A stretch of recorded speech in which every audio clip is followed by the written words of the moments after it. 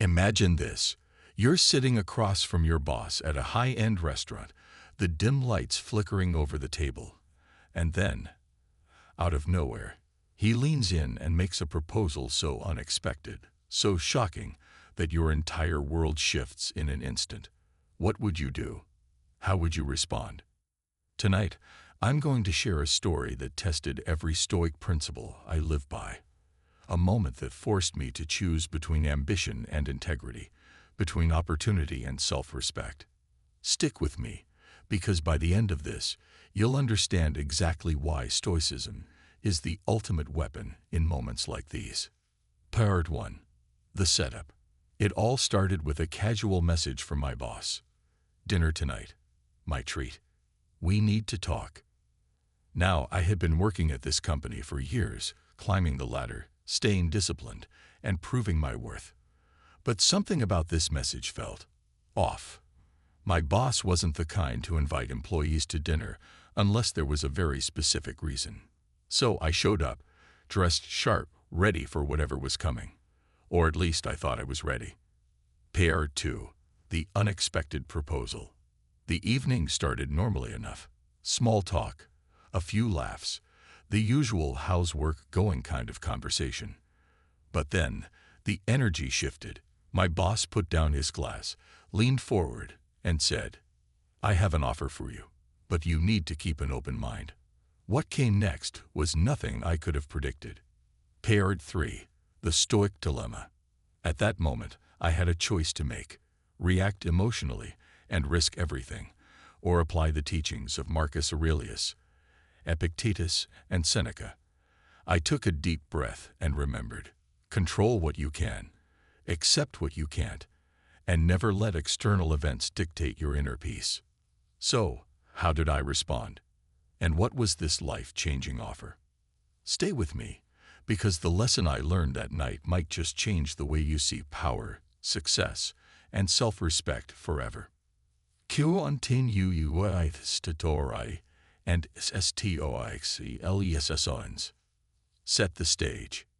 You've worked hard for years, grinding every single day, following the rules, staying disciplined. Then, one night, your boss invites you to dinner. No explanation, just a vague, we need to talk. You show up, thinking it's about a promotion, maybe a new project. But then, the conversation takes a turn you never expected. What if your boss offered you something that could change your life forever? But at a cost. What would you do?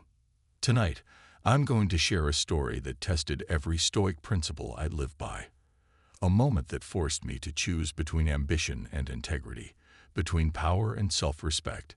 And by the end of this video, you'll see why Stoicism is the ultimate guide for moments like these. Stay with me, because what happened next will leave you speechless. Part 4. The setup, the invitation. It started with a simple message. Dinner tonight. My treat. We need to talk. That was it. Now, let me be clear. I had been working at this company for years. I had put in the hours, played the long game, and made sacrifices to climb the ladder. But something about this invite felt different. Was this a promotion? A warning? A trap? The uncertainty gnawed at me. But as a Stoic, I knew one thing: worrying about the unknown is useless. So I focused on what I could control, my mindset. Whatever happens, happens. That night, I put on my best suit, took a deep breath, and walked into the restaurant. Part 5. The dinner begins. A tense atmosphere. The place was expensive, far more than our usual business meetings. Candlelit tables, soft jazz playing in the background. It didn't feel like a work dinner. My boss sat across from me, unusually calm. Too calm. We talked about casual things at first: how work was going, the industry, my recent performance. But I could feel it. He was leading up to something. Then, after a sip of his drink, he put the glass down and looked me dead in the eyes. I have an offer for you, but you need to keep an open mind. My mind raced. What was he about to say? Part 6. The proposal that changed everything. Then came the bombshell. He said, "There's an opportunity for you, but it comes with certain expectations." I raised an eyebrow. "What kind of expectations?" He leaned in. "Loyalty. Absolute loyalty." He started talking about power, wealth, and opportunities that I would never get on my own. He said he could fast-track my career, get me into rooms I never imagined being in. But there was a catch.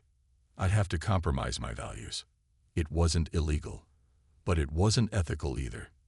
It was the kind of thing that changes you, the kind of thing that erodes your soul piece by piece.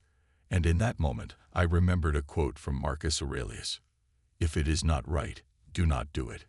If it is not true, do not say it." Part 7. The internal conflict. Stoicism versus temptation.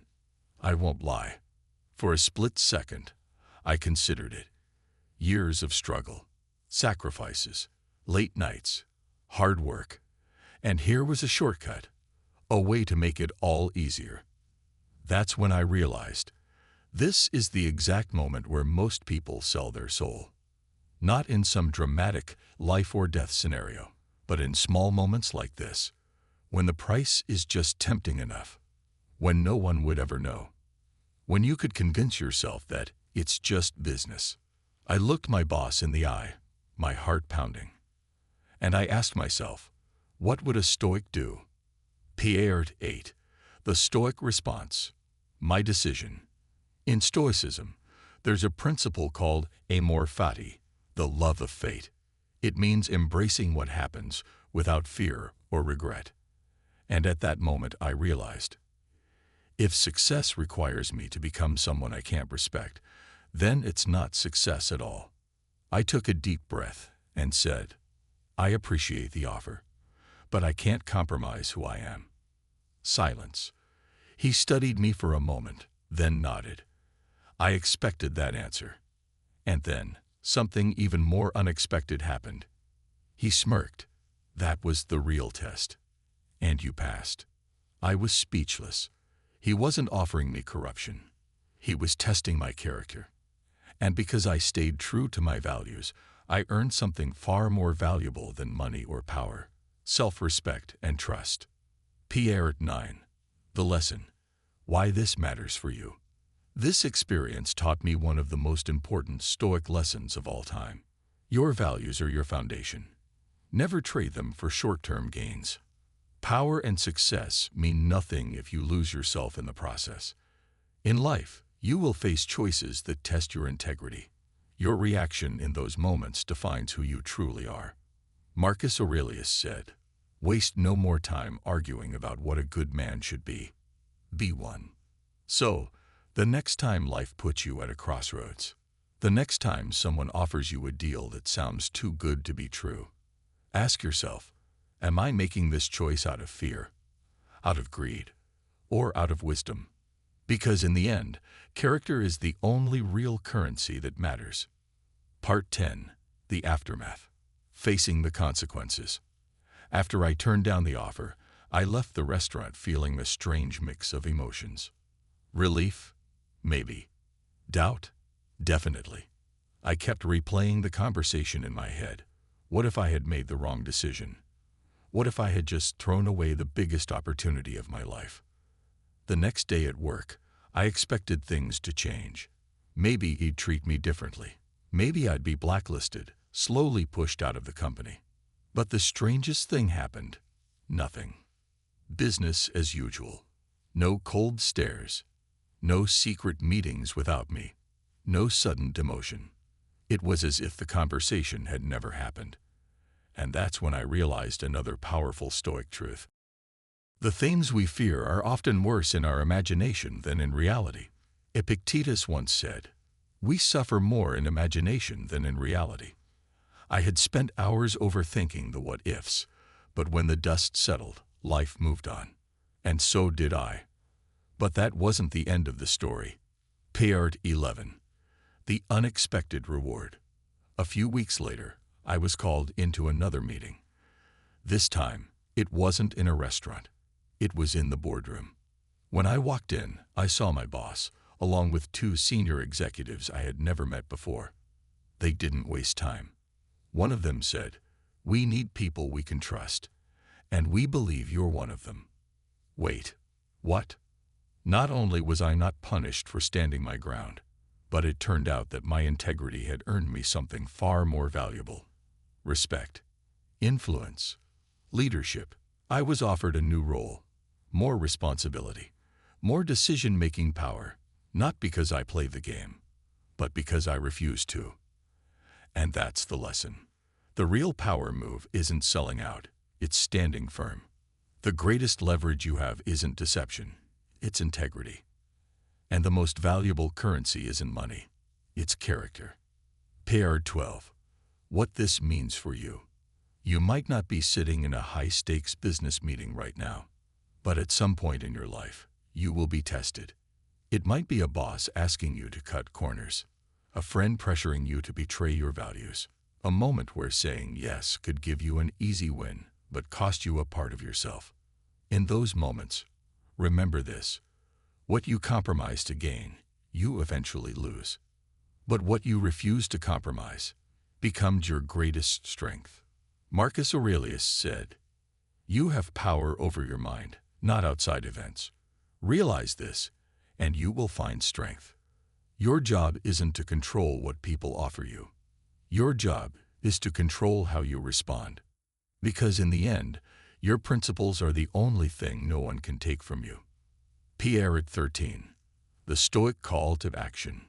So now, I turn this to you. Have you ever faced a test like this? What's one principle you will never compromise on, no matter the reward? Drop your answers in the comments. I want to hear your stories. And if you found value in this, don't forget: like this video to support the channel. Subscribe for more Stoic wisdom. Hit the bell icon so you never miss out. Because in this world of shortcuts and compromises, we need more people who stand for something. And that's what Stoicism is all about. Until next time, stay strong, stay disciplined, and stay stoic.